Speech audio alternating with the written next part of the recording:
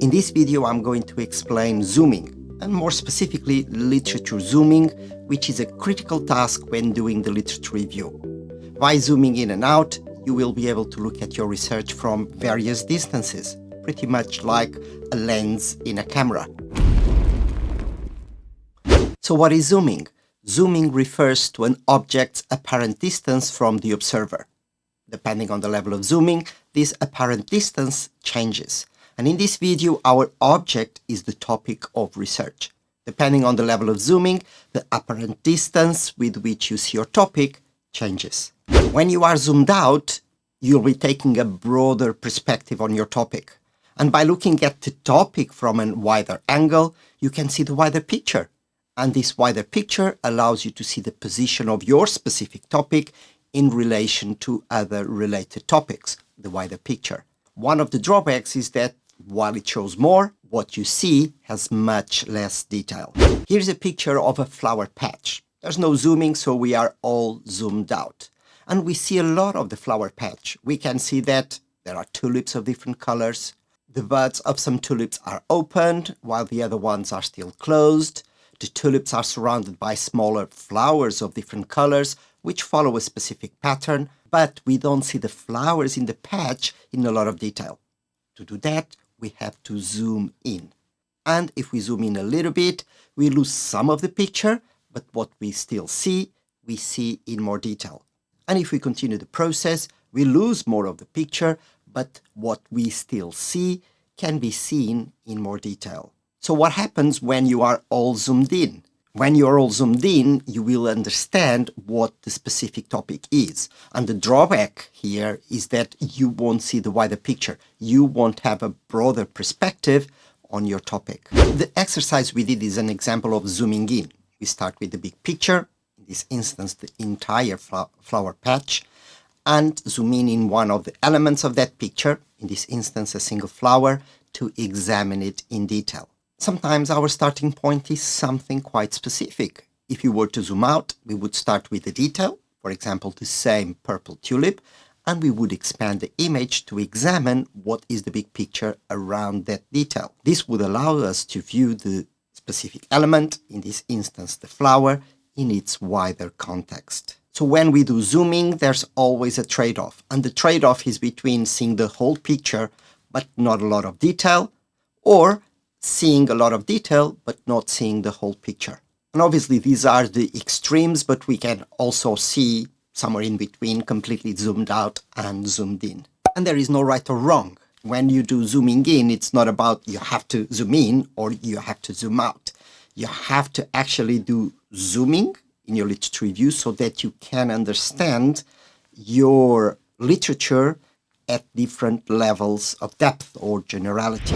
As far as the literature is concerned, there are two types of zooming, theory zooming and context zooming. In this video, I'm going to focus on theory zooming.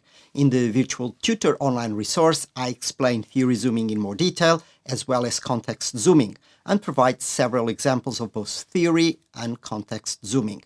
And if you want to know more about the virtual tutor online resource, check the link in the description below. While we will only examine theory zooming in this video, let's revisit what theory and context are about. As far as theory is concerned, let's go back to the definition of theory. Theory is a framework of concepts linked through propositions and presented in the form of categories and relationships between those categories, which offers creative and rigorous structuring of ideas aimed at projecting a tentative, purposeful and systematic view of real-world phenomena.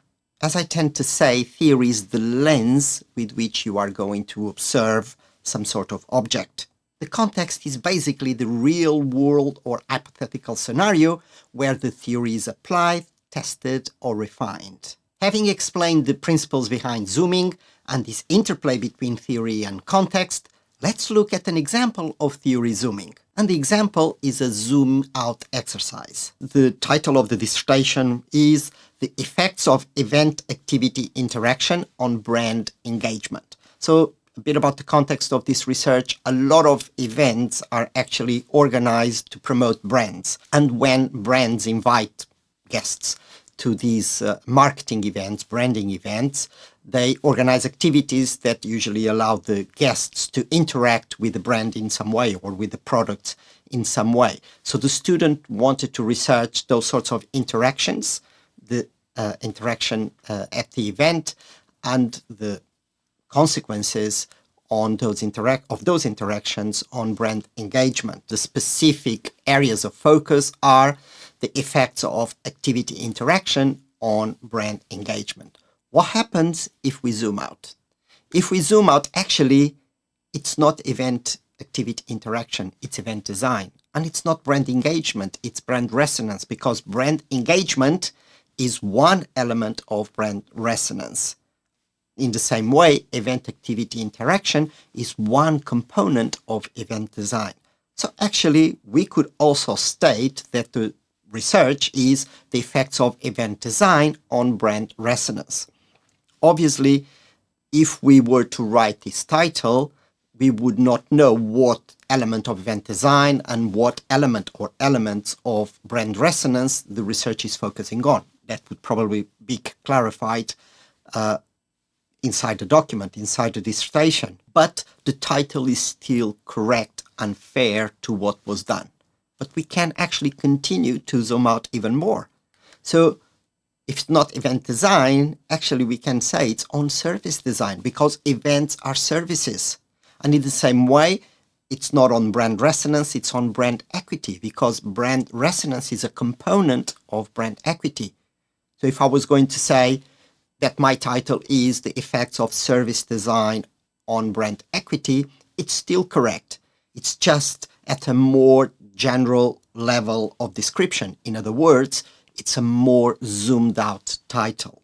We can do even more. We can actually say that my research or this research is on the effects of marketing stimuli on consumer response. Obviously, as we move away from the specifics, it becomes a lot more generic. But service design is one of the elements of marketing, in the same way that brand equity is one type of consumer response. There are others. And we can actually zoom even more, which saying that it's the effects of an input on an output. Obviously, this is quite generic, but the essence of the research is that I'm looking at how an input leads to certain outputs.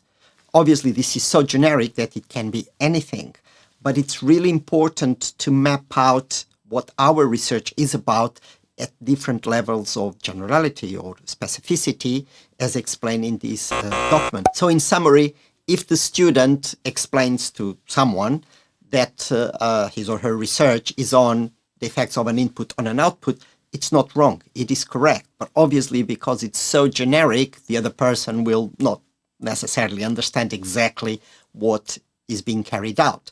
At the other end, if the student says, I'm looking at the effects of event activity interaction on brand engagement, it's a lot easier to understand the specifics.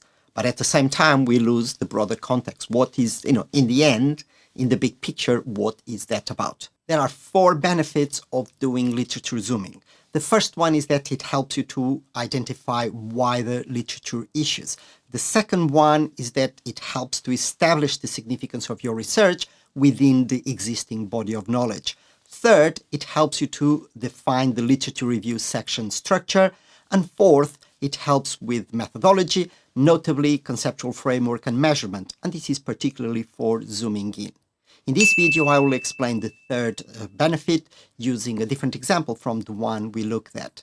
In the virtual tutor online resource, I explain the other areas of your dissertation that will benefit from doing effective zooming. As I've just mentioned, zooming helps you to define the structure of the literature review chapter. And as a general rule, you should structure the literature review from the generic to the specific. And zooming is the skill that will allow you to do this.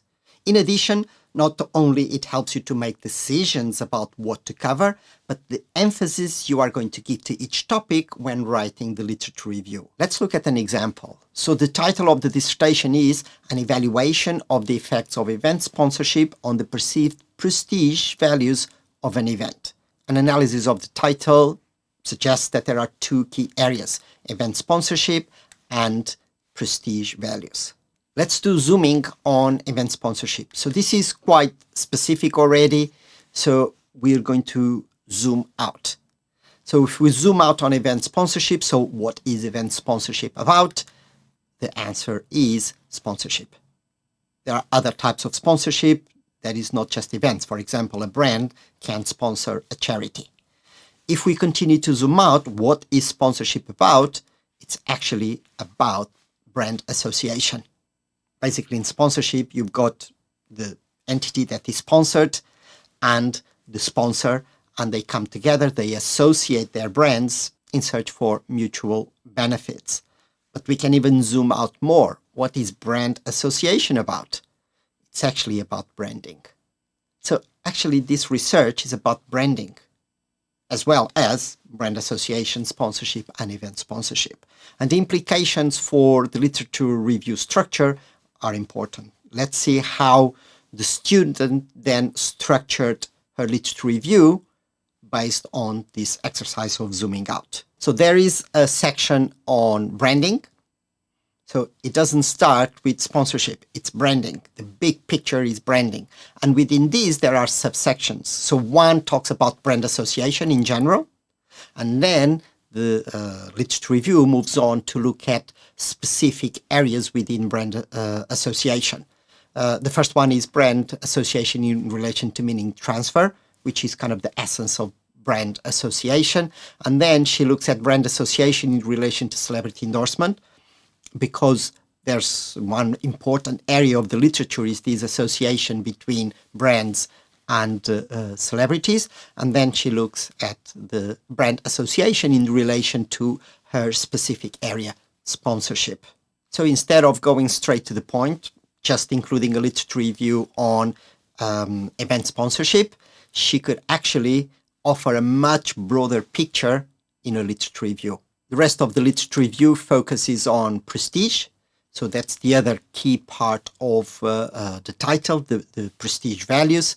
And then there's another major section, which is basically linking prestige to events, because 2.3 is just prestige in general, and 2.4 is basically looking at prestige in the specific context of events.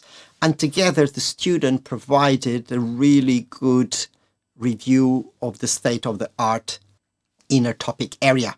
Topic area understood that these different levels of abstraction, both the specific but also the wider picture. And this was only possible because she performed zooming effectively.